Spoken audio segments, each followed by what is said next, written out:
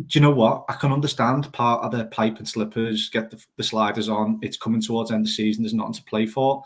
But then there's something about personal pride and something that I think it shows the complete lack of respect from the players to the management and the club to put in that kind of half-assed performance.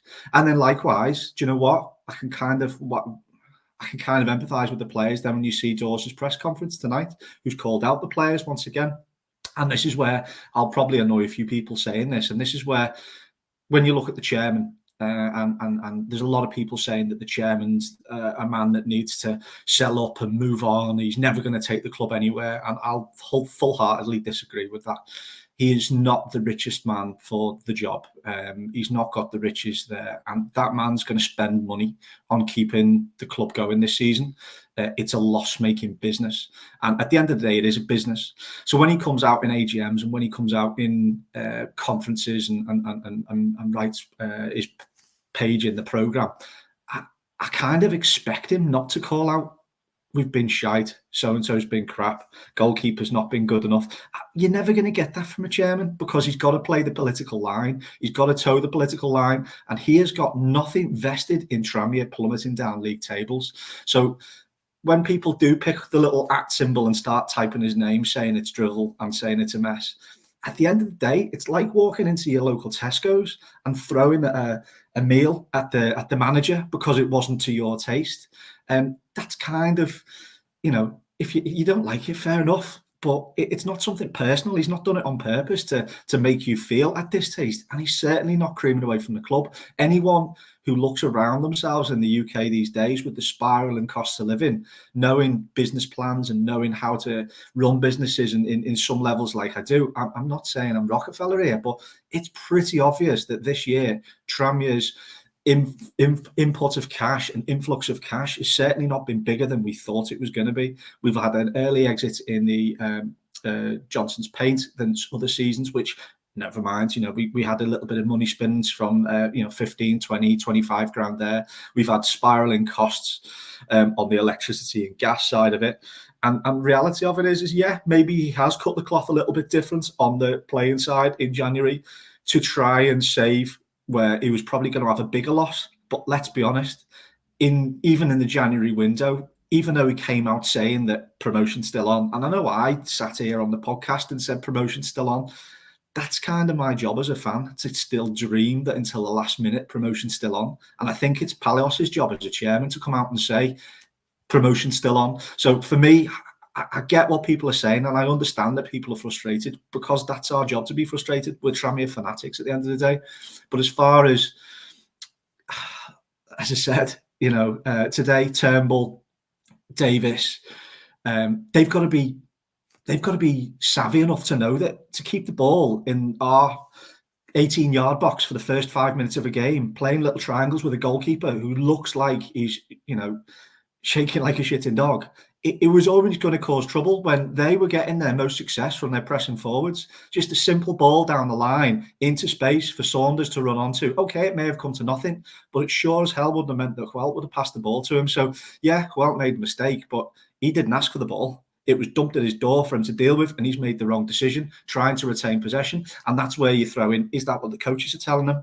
So, for me, Ian Dawes throwing players under the bus, yeah, that's not your job, mate. Your job at this moment in time is to stand there with that club badge on your chest and probably feed us a little bit of bull, which Mickey did, and ultimately he got called for.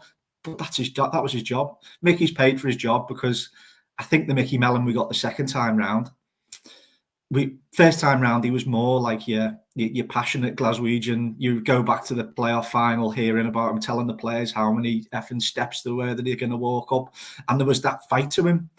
I get the feeling that the Mickey we've had second time round has been that little bit more disconnected from the playing squad, and been that little bit more disconnected maybe even from the coaching staff, and we've maybe had that little bit more of the acronym, Phil Denton management, cigar, all those kind of things. And it doesn't feel like that Mickey had the fight that he did the first time round, and he looked tired towards the end of his tenure. So for me, yeah, players that I'll call out definitely, because ultimately we're as fans, we deserve better, and the 700 that were there today certainly deserve better. But reality of it is I kind of expect the chairman to come out with a little bit of bull. I kind of now know that they're just winding down the clock. So ultimately, must do better. Can we? In future, yes. Have we got the right people at the club to do it? Well, no. We need a manager. We need a striker. We need a goalkeeper. But has there been some success this season? Yeah. So that's my soapbox moment. Probably taken far too long on that for Matt. He's probably going to have to cut that down somewhere in an edit. But I'll leave it over to you, Chris, to try and make it less boring. I'm absolutely agree with you on terms of the chairman. I listened to the news show in the week, and I know you had the discussion around like the program notes where Mark Palios talked about injuries and stuff, and I thought, yeah, he's not going to come out and blame Mickey. Mickey's a professional. Mark's a professional. From what you understand, they were close friends as well. So he's not going to come out and say, it was Mickey's fault that we're in this position. But I do think there's just a lack of fight in this team. We were talking on the train over and on the way back.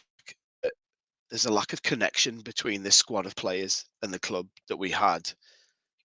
Even just in the National League days, there was players there that had a real connection with the club and the fans, and you felt that. And there was a young lad who was going over supporting Carlisle, and he was watching highlights, and we said, "Oh, put Tranmere Newport. That's a great game." And we all said Scott Davis, he's a bigger miss than I think we all give credit for.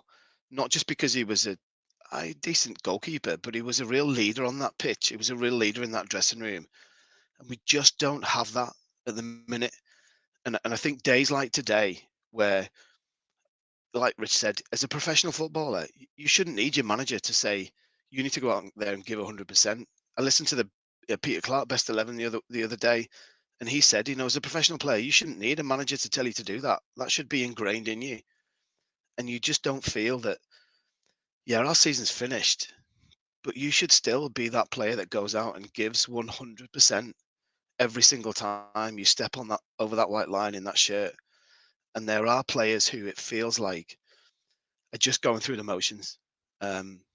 And that's disappointing from a fan. I think for us to take over 700, considering where we are in the league and the season we've had, for us to take over 700 today was a decent effort, and for it to be a performance that just lacked any kind of fight is the biggest disappointment I think you can have as a fan, because that's all you expect from players, that they give 100% when they step over that white line, when they've got that shirt on, and we're just not seeing that at the minute. And I now think we need a new manager before the end of the season, just to give some rockets up these players to say, look, if you want to stay here next season, you need to show me that you can do it. I don't think we'll wait until the season's finished before we bring somebody in is the smart move now.